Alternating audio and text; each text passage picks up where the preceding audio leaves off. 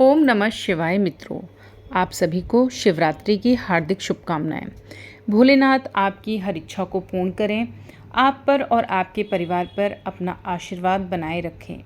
आप कथा को पूरा सुनें, हुंकारे भरें और अपना प्यार और आशीर्वाद मेरे ऊपर भी बनाए रखें।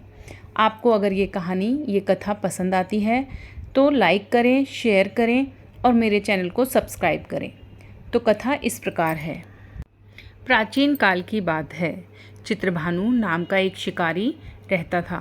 वह जानवरों को शिकार करके ही अपने परिवार का भरण पोषण करता था, लेकिन उसके ऊपर साहूकार का कर्ज भी था और वह कर्ज नहीं चुका पा रहा था। इस कारण से साहूकार ने क्रोधित होकर उसे बंदी बना लिया। बंदी बनाकर साहूकार ने उसे शिव मठ में रखा। दिन भर शिव मठ में रहने के कारण उसने शिव चर्चा सुनी, शिव जी की कथाएं सुनी और भूखे प्यासे रहने के कारण उसका शिव जी का व्रत भी हो गया।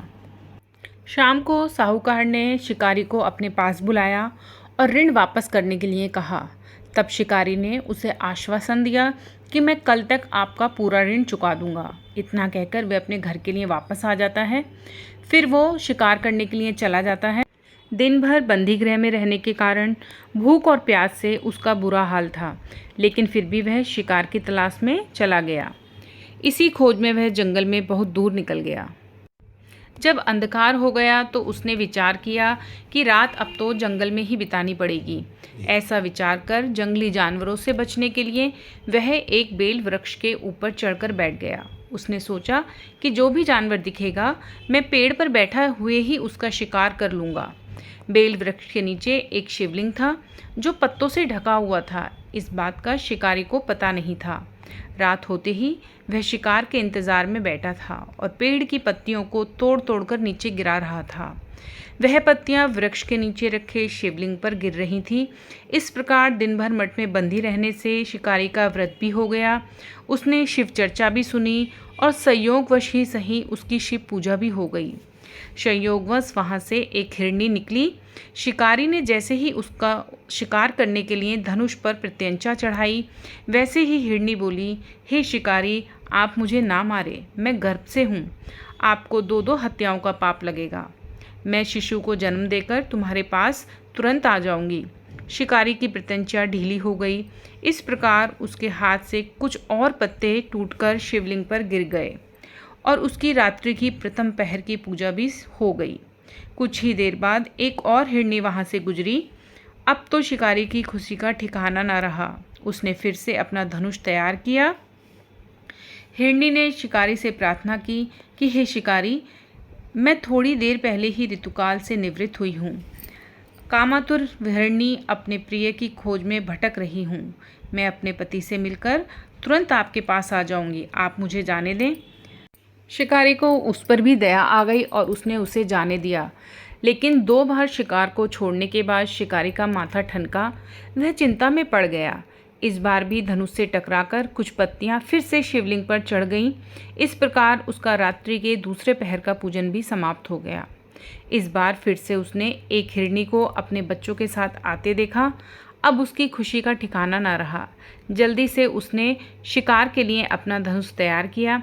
जैसे ही वह तीर चलाने ही वाला था, वैसे ही हिरनी ने बड़ी ही विनम्रता से शिकारी से प्रार्थना की कि हे शिकारी, आप मुझे जाने दें। मैं अपने बच्चों को इनके पिता के पास सुरक्षित छोड़ आती हूँ, तब तुम मेरा शिकार कर लेना। शिकारी हंसा और बोला, सामने आए शिकार को कैसे जाने दूँ?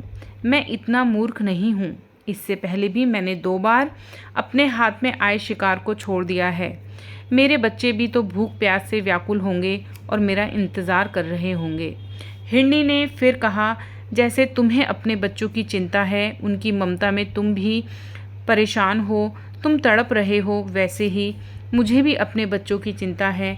मैं शीघ्र ही इन्हें इनके पिता के पास छोड़कर आ जाऊंगी और अपना वचन निभाऊंगी। अब शिकारी को हिरनी की बातों पर दया आ गई। उसने उसे भी जाने दिया। भूख प्यास से व्याकुल शिकारी समय बिताने के लिए बेल वृक्ष की पत्तियों को तोड़ तोड़ कर नीचे गिराता रहा। अब सूर्योदय होने ही वाला था। एक हष्ट पुष्ट हिरण वहाँ से आता दिखाई दिया तो शिकारी उसका शिकार करने के लिए तैयार हुआ। तभी हिरण बोला, हे शिकारी, अगर तुमने मुझसे पूर्व आई 3 हिरनियों और उनके छोटे छोटे बच्चों को मार गिराया है तो मुझे भी मारने में विलंब ना करो, क्योंकि मैं उनके वियोग में वैसे भी जी नहीं पाऊंगा। मैं उन तीनों हिरनियों का पति हूँ और उन बच्चों का पिता हूँ, और यदि तुमने उन्हें कुछ क्षण का जीवन दान दिया है तो मुझे भी कुछ क्षण का जीवन दान दे दो। मैं उनसे मिलकर शीघ्र ही तुम्हारे पास आ जाऊंगा। शिकारी ने उसे पूरी रात की कथा सुनाई। हिरण ने शिकारी की बात को सुना और उसे यह आश्वासन दिया कि मैं शीघ्र अतिशीघ्र ही साथ में उनको भी लेकर आऊँगा। अब शिकारी ने उसे भी जाने दिया। उपवास, रात्रि जागरण और पूजा के कारण उसका हृदय परिवर्तित हो गया था। अनजाने में की गई पूजा का परिणाम यह हुआ कि उसका भक्ति भाव जागृत हो गया था।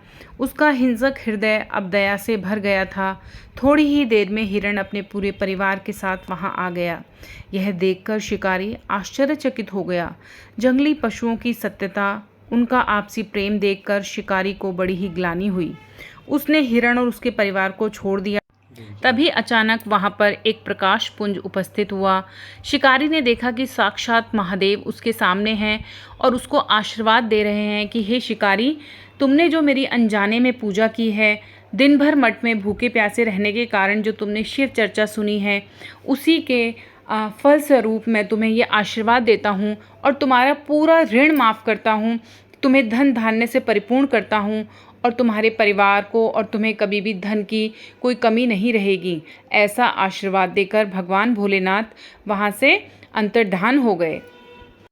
तो इस कथा को सुनकर हमें यह शिक्षा प्राप्त होती है कि चाहे अनजाने में ही सही, अगर हम कोई अच्छा कार्य करते हैं तो उसका हमें अच्छा ही फल मिलता है। चाहे वो पूजा पाठ हो, चाहे किसी को हम थोड़ा सा ही सुख देते हैं लेकिन सुख के बदले में सुख ही मिलता है।